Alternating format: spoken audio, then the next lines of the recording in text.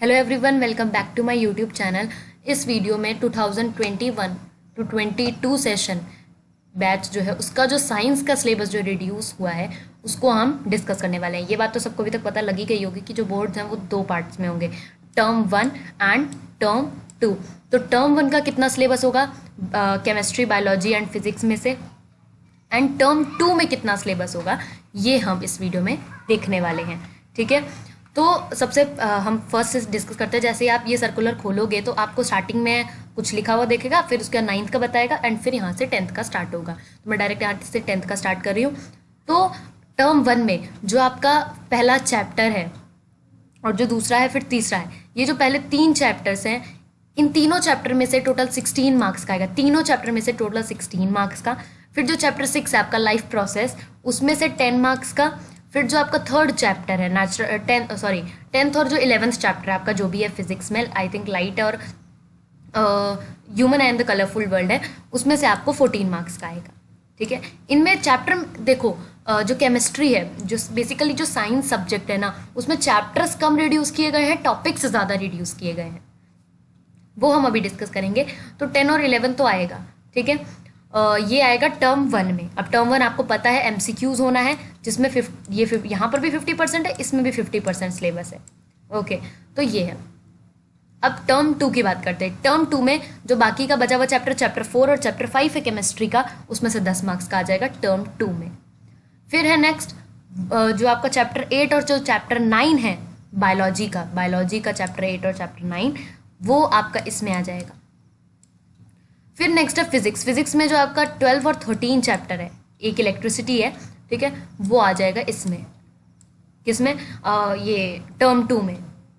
अब बात बचती है चैप्टर 15 की, मतलब जो आपका अवर एनवायरनमेंट चैप्टर और एक सस्टेनेबल मैनेजमेंट एंड रिसोर्सेज है, उसका भी अभी इन्होंने बताया है। जो अवर एनवायरनमेंट चैप्टर है उसमें से आपको 5 मार्क्स का आ जाएगा चैप्टर 15। ठीक है, तो टोटल थ्योरी बेस्ड आएगा टर्म 1 प्लस टर्म 2 अगर आप करो तो टोटल 80 मार्क्स का बनेगा। एंड टर्म 1 के पहले आपका एक इंटरनल असेसमेंट होगा। नहीं, ऐसा कुछ इंटरनल असेसमेंट होता नहीं है। आपकी जितनी भी कॉपीज, जितना भी टेस्ट लिया गया है छोटा मोटा, इन सब का मिलाकर स्कूल आपको 10 मार्क्स देगा टर्म 1 होने से पहले। फिर टर्म 2 होने से पहले स्कूल ये सब करेगा और 10 मार्क्स आपको देगा। पहला पेपर 40 का होगा, दूसरा पेपर 40 का होगा, उसमें ये 10-10 जुड़ जाएंगे तो 50 + 50 100 हो जाएगा। ठीक है, ये पहला पेपर 40 का होगा जिसमें ये पहला टर्न 10 जुड़ जाएगा तो ये 50 हो जाएगा। फिर दूसरा पेपर 40 मार्क्स का होगा जिसमें ये इंटरनल असेसमेंट के 10 जुड़ जाएंगे तो ये टोटल 50-50 100 हो जाएगा। अब हम बात करते हैं जो chemical reactions and equation chapter है, उसमें से कुछ भी डिलीटेड नहीं है। ठीक है, कोई टॉपिक इसमें डिलीट नहीं हुआ है। फिर एसिड, बेसिस एंड सॉल्ट की बात करते हैं। इसमें आप देख सकते हो क्या क्या टॉपिक्स डिलीट हुए हैं। बेसिकली मेटल्स के बारे में ही डिलीट हुआ है। नहीं, एसिड, बेसिस एंड सॉल्ट में से भी कुछ भी डिलीट नहीं हुआ है। ठीक है, जो भी थोड़ा बहुत डिलीट होना था वो metals and non metals chapter में से हुआ है। आप देख सकते हो यहाँ पर कितने कम टॉपिक्स यहाँ पर हैं, बस यही सारे टॉपिक्स आएंगे। अब नेक्स्ट है the world of living, life process जो चैप्टर है उसमें से भी कुछ डिलीट नहीं हुआ है। इसमें ये चैप्टर भी आपको पूरा आएगा। ठीक है, इसमें आपको पूरी MCQs प्रैक्टिस कर लेनी है। अब हम बात करते हैं लाइट चैप्टर की। लाइट चैप्टर में से भी कुछ डिलीट नहीं हुआ है, कुछ बाकी। देखो यहाँ पर लिखा है डेरिवेशन नॉट रिक्वायर्ड, तो डेरिवेशन तो वैसे ही पहले से नहीं है। ठीक है, तो लाइट में भी कुछ डिलीट नहीं हुआ, लाइट को भी ऐसे टिक कर लो। अब human I and the colourful world में ह्यूमन आई को पूरा डिलीट कर दिया गया एंड बचा रह गया है कलरफुल वर्ल्ड। ठीक है, तो इसमें से कौन सा टॉपिक हटा है? ह्यूमन आई। अब हम बात करते हैं टर्म 2 की। टर्म 2 की जो 4th और 5th चैप्टर आएंगे, केमिस्ट्री में 4th और 5th चैप्टर आएगा। तो 4th में carbon and its compound chapter में से बेसिकली अगर हम कहें तो कार्बन डिलीट हो गया है, कंपाउंड बच गया है। ठीक है, कार्बन के कंपाउंड्स बच गए हैं, वो आपको टॉपिक्स पढ़ लेना है। ये टॉपिक 3 टॉपिक है। अब नेक्स्ट है पीरियोडिक क्लासिफिकेशन ऑफ एलिमेंट, इसमें से भी आपको सारा पढ़ लेना है। ये आपका 5th चैप्टर है। अब बायोलॉजी की बात करते हैं। बायोलॉजी में हाउ डू ऑर्गेनिज्म रिप्रोड्यूस, ये एंड हेरिडिटरी एंड एवोल्यूशन, ये चैप्टर आपका ये दोनों आएगा।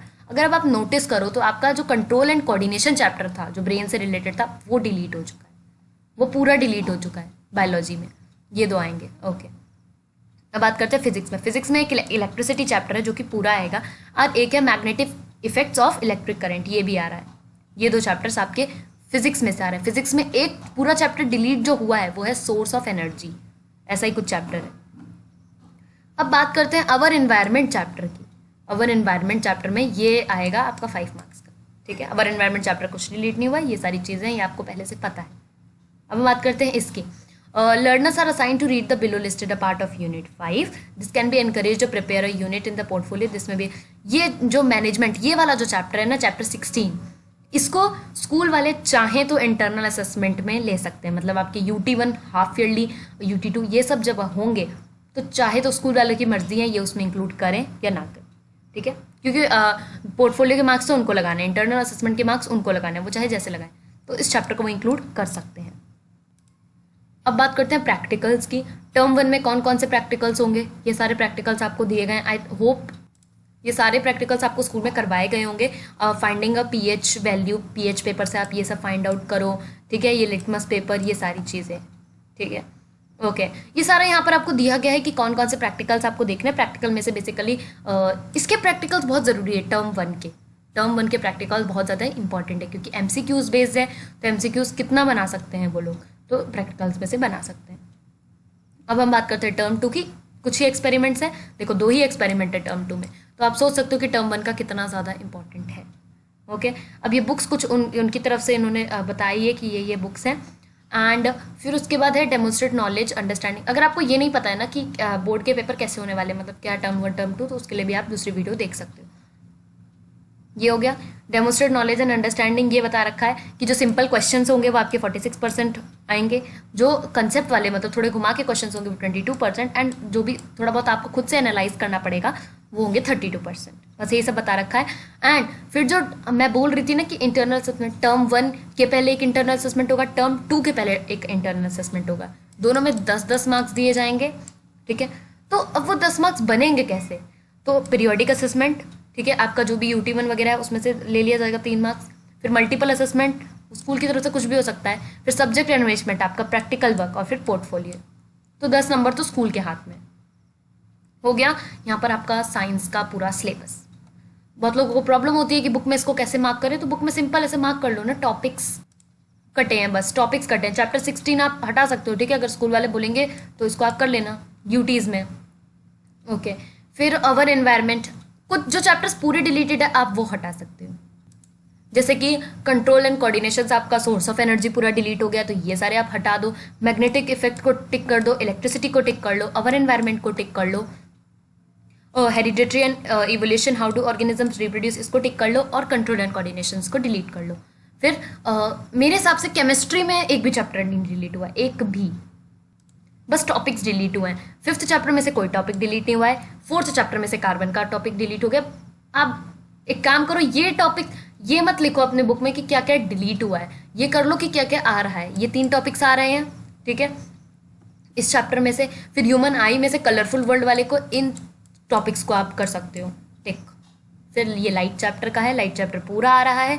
फिर लाइफ प्रोसेस में भी कुछ नहीं कटा है, पूरा आ रहा है। इसकी अच्छे से MCQs की आपको तैयारी करनी है। फ़ायदा ये है कि जितने भी डायग्राम्स हो गए, आपको डायग्राम्स बनाने की प्रैक्टिस नहीं करनी पड़ेगी, क्योंकि OMR शीट पर आप डायग्राम बनाने थोड़ी ना बैठोगे, ठीक है ना। टर्म 1 OMR शीट पर होगा, तो उसमें क्या है, आपको डायग्राम बनाने की टेंशन बिल्कुल भी नहीं लेनी है। आपको डायग्राम को लेबलिंग आपको पता होनी चाहिए, ठीक है। तो ये एक फ़ायदा आपको यहाँ पर हो गया, ठीक है। Metals and non metals chapter बहुत ज़्यादा इंपॉर्टेंट, देख लेना कि इसमें से क्या क्या डिलीट हुआ है। ये बस ये टॉपिक्स आपको टिक कर लेने हैं, ठीक है। Acid basis and salt and chemical reaction and equation में से कुछ भी डिलीट नहीं हुआ है। तो आई होप आपके डाउट्स क्लियर हो गए होंगे। और कोई डाउट्स है एग्जाम के रिगार्डिंग, एग्जाम के कि एग्जाम कैसे होगा, तो उसके लिए आप नेक्स्ट दूसरी वीडियो देख सकते हो। मैथ्स के सिलेबस में क्या क्या रिड्यूस हुआ है वो भी आप नेक्स्ट वीडियो में देख सकते हो। And social science, in 3 subject का अभी तक आया है। सो इस वीडियो के लिए इतना ही, मिलेंगे नेक्स्ट वीडियो में। Thank you very much.